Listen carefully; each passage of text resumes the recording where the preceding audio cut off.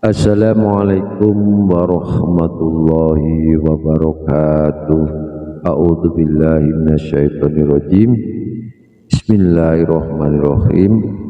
Wassalatu wassalamu ala asyrofil anbiya'i wal mursalin ala sayyidina Muhammadin abdika wa rasulika ala nabil ummi wa ala alihi wa sahbihi wa barik wa salim tasliman katsira amma ba'du. Terjadi di dalam diri kita. Bentuk masalah ini pun corak ragamnya adalah juga berbeda. Ada kala yang ringan, ada kala yang berat.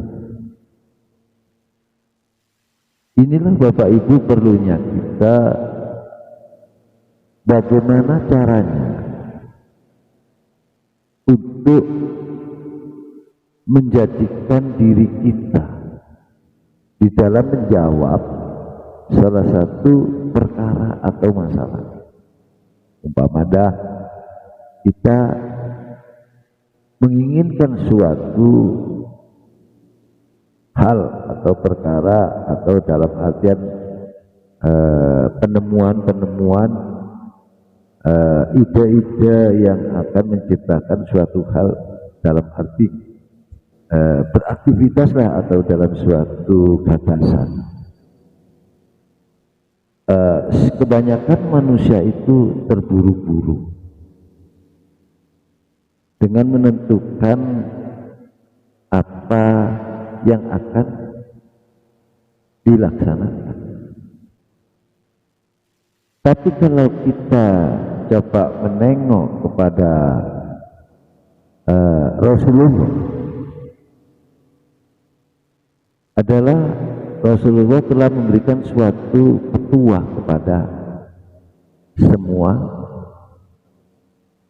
umatnya atau kepada semua manusia.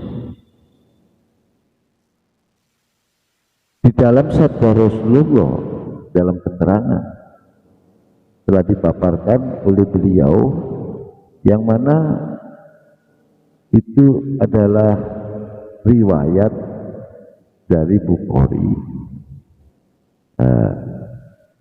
Apa petua Rasulullah itu secara dalam artian sunnah atau al-hadisnya?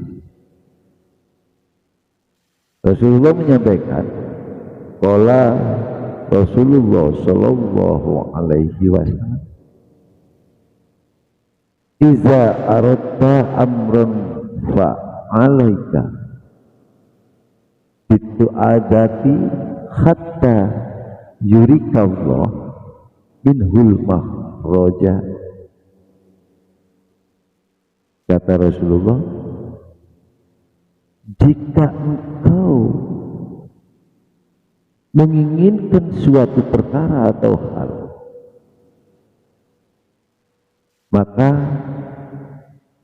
pelan-pelan atau dalam kategori tenanglah bersamaannya hingga Allah akan menunjukkan padamu jalan keluarnya. Ini sabda Rasulullah ya Bapak Ibu. Jadi coba kita gali ya, Bapak-bapak juga saudara-saudara juga jamaah jamiah pun juga saudara-saudaraku yang di luar sana. Seandainya kita gali di sini ya, seandainya kita ini ingin melakukan suatu kinerja atau suatu usaha, kita ambil contoh gambaran ya, ini harus menentukan jangan sampai di dalam suatu perkara itu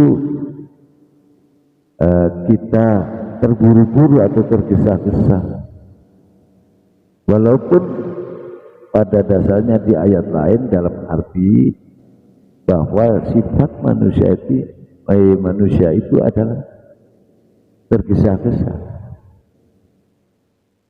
Tapi oleh Rasulullah, karena Rasulullah paham tentang permasalahan jiwanya, kemanusiaan, akhirnya Rasulullah memberikan suatu ketua itu tadi. Maka mengingatkan, memberikan informasi kepada semua manusia agar bila mana ada suatu keinginan atau menginginkan sesuatu apapun dalam hal pekerjaan seumpamanya atau dalam hal yang lain, maka jangan sampai ada sifat tergesa atau terburu. Yang lebih baik adalah dengan cara pelan, istilahnya santai ya. Tidak sampai kita ini menentukan nanti pada akhirnya kita alhasilnya kurang maksimal. Kadang-kala terjadi keteledoran diri dengan adanya tergesa-gesa, akhirnya malah nilainya tidak baik. Maka kalau kita mengikuti daripada apa yang diketuakan oleh Rasulullah, kita harus menanamkan jiwa kita tenanglah. Tenang ini adalah sikap manusia yang pada akhirnya sebelum melakukan suatu hal apapun, contoh kita mau melakukan sedekah, infak atau yang lain, jadi kita lihat kepada diri kita dulu, nah, agar tidak timbul-timbul nanti umpama kita sudah mengeluarkan salah satu bentuk harta benda atau salah satu materi kita kepada kepentingan kemaslahatan sesamanya,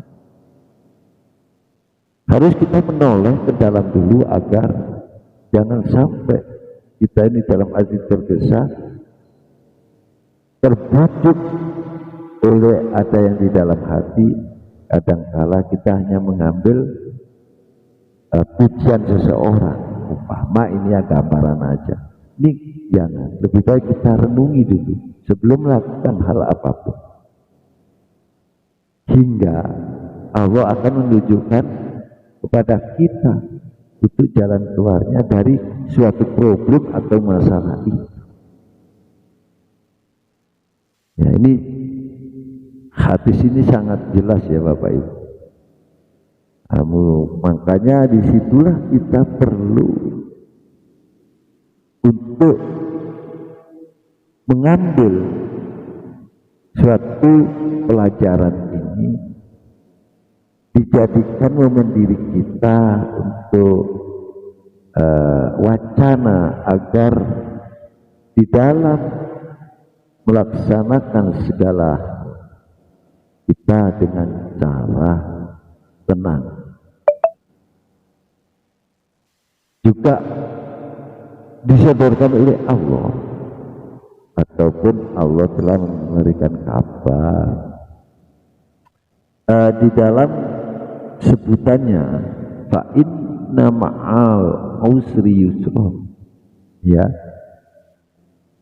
Bapak Ibu yang baca Alam Nasrah itu kan ada di setiap suatu kesulitan pasti di situ ada menemui suatu kemudahan. Sampai 2 kali kan, fa inna ma'al usri yusra, inna ma'al usri yusra, sampai 2 kali oleh Allah diberitahukan kepada semua hamba-hambanya agar hambanya tidak merasa suatu ada putus asaan, agar menanamkan suatu kesabaran. Jadi dari ayat Allah ini kalau kita cermati lebih dalam, kita renungi lebih dalam, karena sesungguhnya sesudah kesulitan atau kesusahan atau kesukaran ya, itu ada kelapangan, yaitu temu dah. Mungkin bapak ibu di rumah ada problematika di dalam keluarga, ya hal-hal kecil atau hal besar. Akhirnya di situ karena kita paham dengan adanya mengingat petua Rasulullah, akhirnya jiwa kita tenangkan, ya, lebih berpikir di dalam suatu yang positif dan percaya betul kepada apa yang telah dituangkan oleh Allah sebagai kalam Allah, di mana di situ kita menghadapi suatu kesulitan, pasti kita hikmah ke belakangnya atau keduanya akan menemukan suatu kemudahan. Bahkan atau kita di dalam kesukaran, kita akan mendapatkan di dalam kelapangan. Ya, akhirnya Allah memberikan jalan termudah untuk kita. Semua ini Bapak Ibu ya, inilah bentuk-bentuk bahwa Allah, kalau melihat ayat di Quran tadi ya, menunjukkan Allah ini sangat sayangnya kepada kita semua, sangat pedulinya kepada kita semua, dan selalu tidak menginginkan hamba-hambanya Allah di dalam suatu hatinya terjadi suatu mendung atau gelapnya atau keracuan. Akhirnya bila mana hati hamba itu tertutupi oleh mendung atau oleh keracuan sifat-sifat yang tergesa, nah ini akan menjadikan problematika di dalam diri, yang mana di dalam kinerjanya nanti untuk menuju buah hasilnya mungkin tidak bisa menjadikan baik atau secara maksimal. Ya, kalau di situ Bapak Ibu paham dan memahami dan sadar juga menyadari segala apa yang telah terjadi dan apa yang telah kita jalani dan apa yang kita hadapi. Kalau kita dengan pola pikir kita yang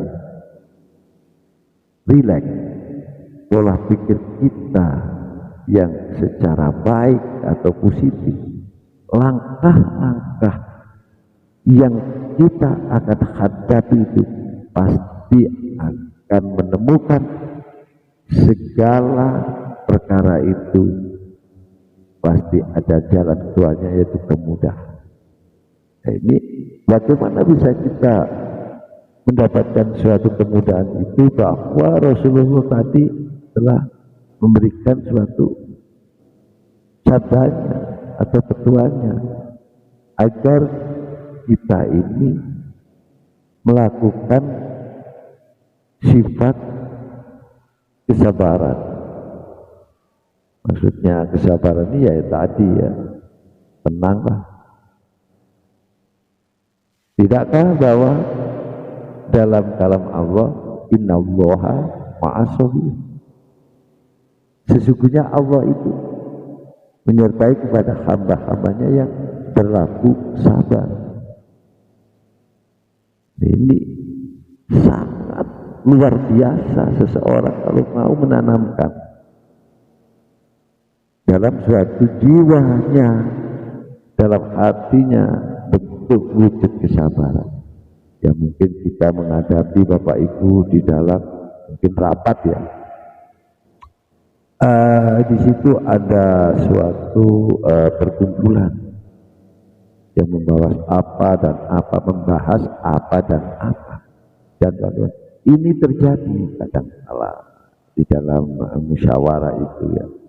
Ya kita menentukan suatu hal, sebelum melangkah ya kita pelan-pelan untuk memikirkan dulu, baru apa yang tercipta dengan ini mungkin langsung kita gali lebih dalam, baru kita mengutarakan suatu pendapat atau suatu makalah, atau di dalam artian kita untuk menyampaikan ini pasti nantinya hasilnya baik.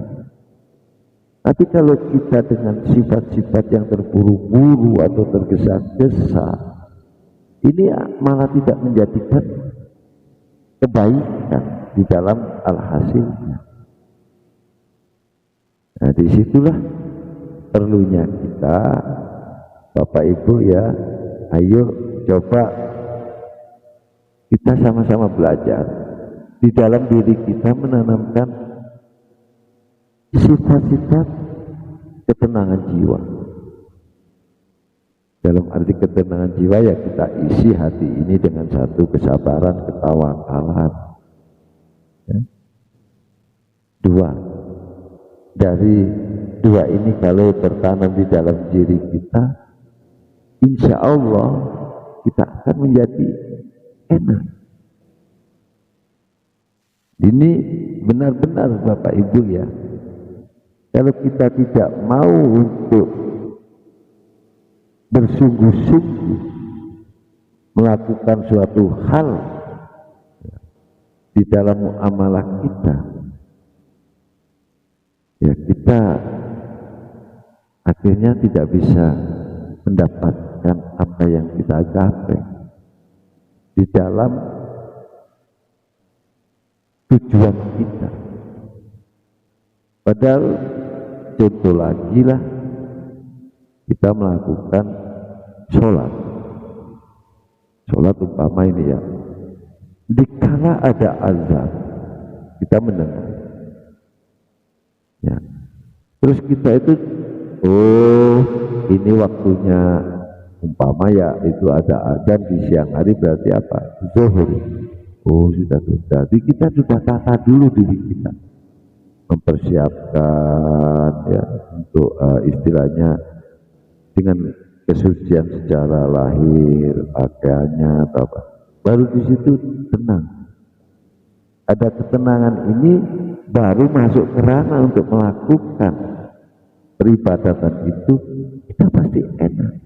Lain dengan kita terburu-buru seakan-akan, akhirnya kita masuk ke situ padahal kita ada hal-hal yang membuat di dalam suatu situasi kondisinya dikala kita lagi menghadapi suatu problema atau suatu pekerjaan. Ya kalau kita ada pernah kalimat-kalimat yang dalam sodoran-sodorannya itu, kalau kita menghadap kepada Rob, kepada Allah Subhanahu wa Ta'ala, kalau tidak dengan hati yang tenang, hati yang ikhlas, mungkinkah kita merasakan kenikmatannya? Pasti saya rasa tak bisa merasakan manisnya dalam muamalah itu. Tapi kalau kita tertata terlebih awal dengan baik, akhirnya kita menghadap ke Rob atau kepada Tuhan, kepada Allah Subhanahu wa Ta'ala. Di situ ada nuansa di dalam lahir dan batin kita ini merasakan. Ada ketenangan, ada kedamaian dalam bermuamalah kita secara lahir dan batin. Jadi sangatlah perlu bagi kita semua Bapak Ibu harus optimis ya. Konsekuensi diri optimis inilah bahasa, harus menanamkan dalam jiwa kita ini, hati kita ini, untuk menghadapi segala apapun yang telah kita hadapi, yang telah kita tangani, yang telah kita kerjakan. Ini bila mana untuk menentukan suatu nilai yang pada akhir ayo coba kita dengan cara pelan-pelan atau bahasanya tenang. Contoh dah, kita nggak tahu-tahu kena musibah umpama ya ini atau ujian bala yang lain, ya tenang, kita pikirkan akhirnya dengan melakukan tindakan kita ini ke arah yang positif atau yang lebih baik, karena di antara kita sudah bisa menata untuk sebelumnya di dalam problem-problem itu. Inilah perjalanan manusia satu sama lain, sangatlah berjarak ragam apa yang telah dihadapi. Makanya Allah telah banyak di ayat-ayat Al-Quran itu menyebutkan ya, bahwa Allah itu dengan sifat Rahman Rahimnya selalu menyertai kepada kita dalam artian bahwa ma'akum aina ma kuntum, dia Allah selalu bersama kita di mana saja kita berada. Jadi walaupun kita menghadapi suatu masalah apapun, di situ kalau dengan konteks ayat ini tadi bahwa di situ berarti Allah itu ada.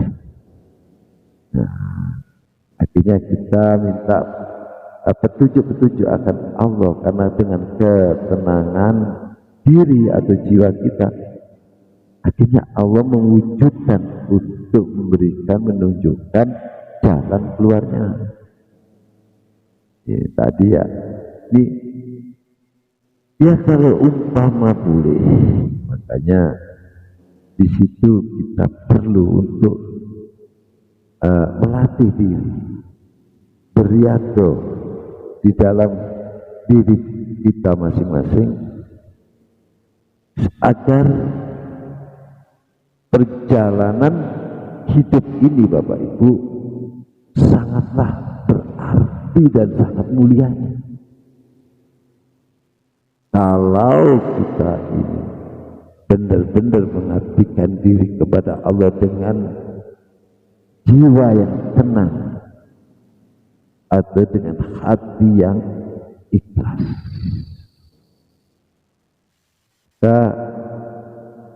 kalau untuk salah satu kita mencontoh cara Rasulullah berdoa, nah, itu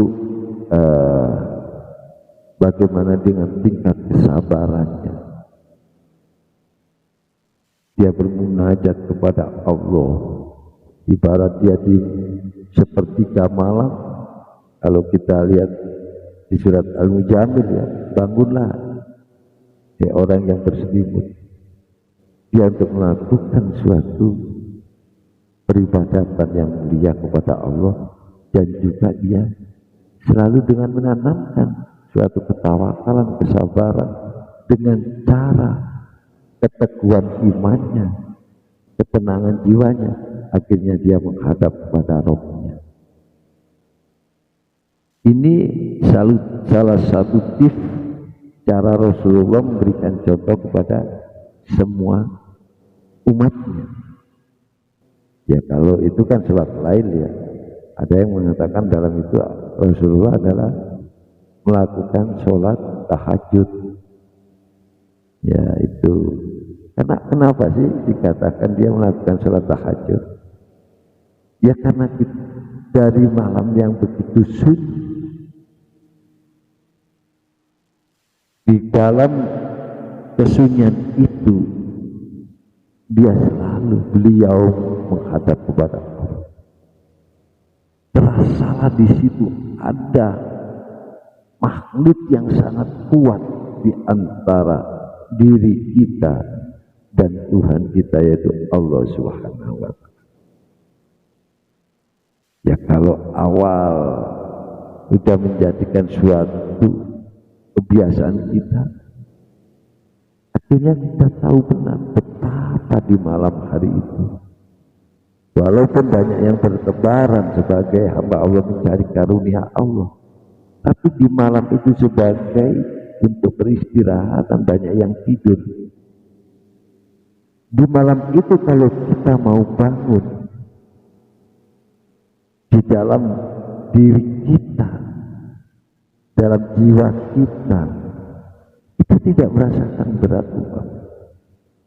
Tapi kalau kita terselimuti di dalam diri kita dengan daya barometernya ini tidak ada titik nol keimanan, ya berat. Allah pun tidak akan memberikan suatu petunjuk jalan keluar. Ada dalam suatu kalimat ayat yang saya ambil arti aja, Allah tidak akan merubah suatu kaum, ya, kecuali kaum itu yang akan merubahnya. Dalam artinya ini ada a'malu binniatnya. Itu loh Bapak Ibu ya. Jadi agar kita ini paham. Kalau kita ibaratnya kita dulu tidak pernah melakukan suatu peribadatan sholat, walaupun kita sudah Islam, tapi di situ kita istilahnya belum sampai kepada muamalah yang ihsan, belum bisa sampai mencapai titik penghambaan diri kepada Allah secara tuntunannya, ya atas perintah-perintahnya. Baru di situ kita satu hari, satu minggu, satu bulan sampai ke tahun, karena kita tidak mau merubah sikap kita yang ada di diri kita, ya tetap aja kita tidak akan bisa. Tapi kalau kita mau merubah, ya artinya kita bisa. Jadi inilah ikhtiar dan usaha yang dikuasakan oleh Allah. Begitu mulianya, begitu besarnya, begitu berartinya bagi hamba-hamba Allah. Maka di dalam ada salah satu doa yang telah tertuliskan, yaitu kalau nggak salah ini di Al-Quran apa hadisnya, insya Allah yang begini doanya, Rabbana alaika tawakkalna wa ilaika anabna wa ilaikal masih. Insya Allah itu kalau Rabbana alaika, ya Tuhan kami, tawakkalna hanya kepada Engkau lah kami bertawakal, wa ilaika, dan hanya kepada Engkau lah anak benar kami bertaubat. Yang ketiga, wa ilaika nasir, dan hanya kepada Engkau lah kami kembali. Ya, kalau doa ini mungkin Bapak ketemu atau nanti ada doa ini sering kita baca. Ini adalah salah satu doa bila mana kita mendapatkan suatu kesulitan. Contoh dah, kesulitan, ya bermacam-macam kesulitan. Dalam hal apa aja namanya kesulitan ya. Jadi hal-hal problem kesulitan ini mungkin kita di dalam hal untuk mengatasi apa permasalahan itu, berbanyaklah kan doa itu. Insya Allah Allah akan memberikan dengan salah satu pertolongan, dengan memberikan suatu jalan keluarnya. Karena yang awal kita berani bahasa menghaturkan kepada Allah, benar-benar bertawakal. Nah, berarti tawakal ini adalah terletak dalam suatu wujud sifat di dalam diri kita, peringai kita. Nah, sifat di dalam diri kita, tanamkan di jiwa kita adalah jiwa tawakal. Satu, kalau kita benar-benar tawakal Allah ya, itu satu tadi. Yang kedua adalah taubat. Jadi salah satu bentuk tobat ini bisa membuat diri kita akhirnya dimudahkan segala jalan, karena tobat ini ada yang benar-benar mentobati segala hal yang menjadi mudarat diri atau yang tidak menjadikan ridha Allah.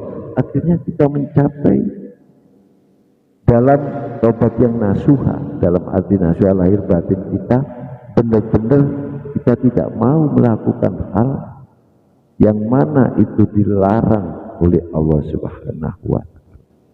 Ini juga bisa membantu di dalam kita diberikan jalan keluar dalam kesulitan atau kesukaran itu yang nomor 2. Jadi yang ketiga adalah kita kembali kepada Allah. Nah, maksudnya kembali kepada Allah ini kalau secara kita sudut pandang adalah cara kita ini berdoa. Jadi yang bisa memberikan pertolongan kepada diri hamba, setiap hamba Allah itu hanya Allah mutlak, karena ada ayat la haula wala quwata illa billah, tidak ada daya dan upaya di dalam diri kita kecuali dengan wujud pertolongan, ya. Atau yang lain, hasbunallah wa ni'mal wakil, ni'mal maula wa ni'man nasir. Nah, ini ada juga. Nah, di situ akhirnya timbullah di dalam diri kita itu selalu mengetatkan di dalam doa itu tadi. Yang mana doa itu kalau kita benar-benar menghadapi hal yang sangat sulit, perkara apa aja, masalah apa, perbanyak itu. Kita bangun malam sesuai apa yang dicontohkan Rasulullah, kita ikuti, bangun baru kita berdoa kepada Allah. Di kesunyian malam itu, di mana banyak hamba-hamba Allah istirahat pada tidur, tapi kita sendiri mau mendekatkan diri kepada Allah, bermunajat kepada Allah dalam suatu minta petunjuk-petunjuk Allah, mungkin dalam hal keimanan kita, mungkin dalam perjalanan hidup kita, bahkan atau secara umur kita. Padahal intinya kita menuju kepada husnul khotimah. Nah, bentuk-bentuk husnul khotimah ini harus ada suatu perjuangan, ya, di dalam diri kita. Setiap perjuangan ini Bapak Ibu pasti ada suatu bentuk pengorbanan. Tanpa ada itu tidak bisa kita peluangkan waktu malam enaknya tidur, ya. Mungkin yang kita tidur nyaman akhirnya bangun malam disuruh untuk kita menghadap kepada Allah. Ya. Ini tanda-tandanya kalau kita benar-benar memperkuat iman kita, benar-benar kita hanya taslim kepada Allah, benar-benar hanya kita menuju kembali kepada Allah dalam suatu doa, kita hanya mutlak kepada Allah, pasti Allah memberikan jalan-jalan yang terbaik untuk permasalahan-permasalahan kita yang kita hadapi, ya. Semua yang dihadapkan kepada kita dalam khodo Allah berarti goib, ya, khodo itu baru dikodarkan, itu terjadi takdir. Jadi disitulah kita tidak tahu, tapi kalau kita kinerja kita untuk selalu mendekatkan kepada Allah dalam apa yang menjadi seruan Allah, perintah-perintah Allah, dan selalu mentaati apa yang dilarang oleh Allah, insya Allah Allah akan benar-benar memberikan salah satu jalan kepada kita yang sering diajarkan oleh Rasulullah. Setiap kita berdoa, siapapun yang berdoa pasti ditutup dengan kalimat itu. Apakah itu yang sering kita utarakan adalah Rabbana atina fid dunya hasanah wa fil akhirati hasanah wa qina azabannar. Kenapa ini sering pasti kita baca setiap berdoa? Karena apa? Kita minta pertolongan Allah akan diberikan suatu keselamatan atau kebaikan di dunia ini. Ya, kalau secara bahasa syariah kita adalah muamalah kita, dan juga kita minta petunjuk Allah, pertolongan Allah dalam hal akhirat, kebaikan dan keselamatannya. Ini kan pertanda bahwa kita perlu untuk menuju kepada Allah, dalam arti yaitu hanya mutlak. Allah lah yang bisa memberikan pertolongan. Ini ditanamkan di dalam jiwa hati kita kesemuanya, agar kita Bapak Ibu kuat melaksanakan apa yang menjadi perintah-perintah Allah. Disitulah Bapak Ibu, makanya kenapa jarang sekali seseorang ini mau menerima dalam istilahnya nasihat. Ya, kan kalau kita kembali kepada Al-Quran, Al-Quran itu kan nasihat. Mungkinkah di diri kita semua ini, walaupun setiap hari sudah banyak mengarungi dalam kajian-kajian, kita bisa menerima dalam satu nasihat bahwa ayat Allah adalah suatu nasihat? Nah, kalau kita istilahnya sering berdusta, Allah berikan, jangan kau berdusta, kau akan menjadi rugi. Beranikah kita untuk menerima daripada keterangan yang mana yang menjadikan diri kita ke jalan yang salah atau ke jalan yang mudarat? Kita berhenti. Di sini letaknya tanda seseorang hamba Allah yang taat kepada Allah dan Rasulnya. Dia tidak akan merasakan ada gejolak di dalam hati, karena yang mewujudkan pertolongan adalah kebarokahannya adalah Allah. Bila mana kita kembali kepada Allah, di situ ada syafaat Rasulullah. Ayo Bapak Ibu, kita kembali kepada apa yang menjadi petuahnya Rasulullah, bahwa setiap kita kinerja apapun, apa masalah apapun, problematika di dalam kehidupan kita yang kita hadapi, yang kita jalani, jangan kita mengambil suatu keputusan dalam tergesa-gesa. Ayo kita ambil jalan dengan tenang atau pelan-pelan, agar kesemuanya yang kita harapkan tercapai dengan nilai yang baik, dengan maksimal.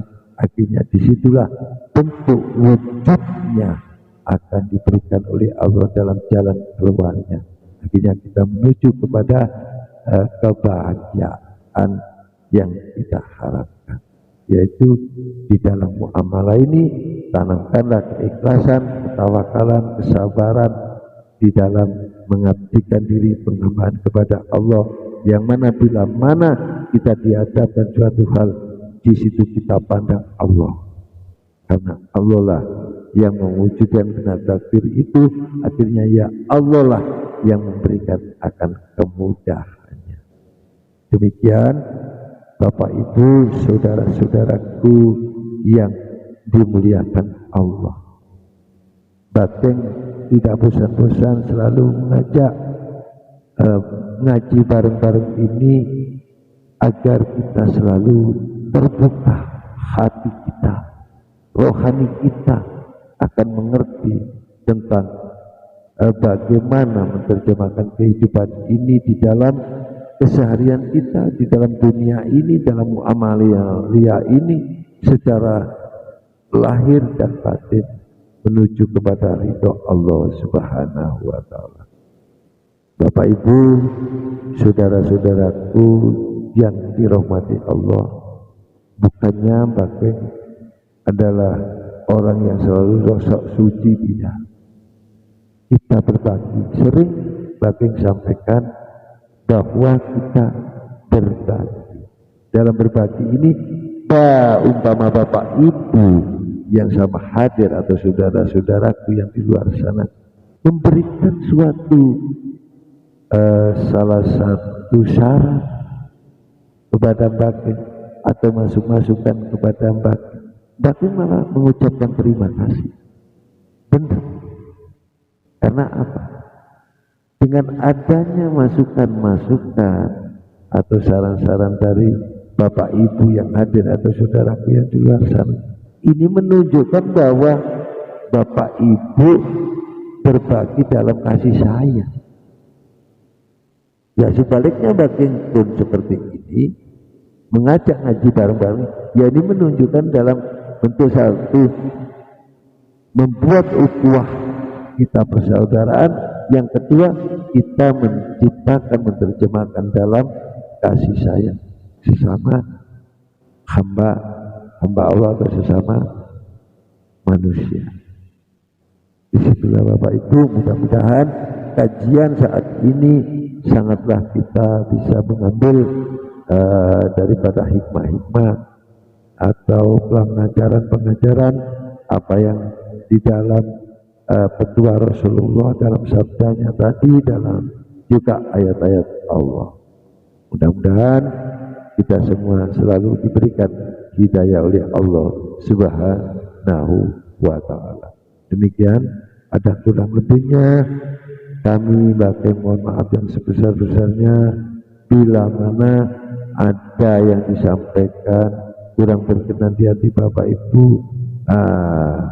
menunjukkan ada salah satu yang kurang pas atau kekurangan, ini menunjukkan fakirnya Bapak, ya, bahwa masih butuhnya Bapak, masih doibnya Bapak, dan juga bila mana ini benar-benar terwujud adalah mutlak, ini datangnya dari Allah.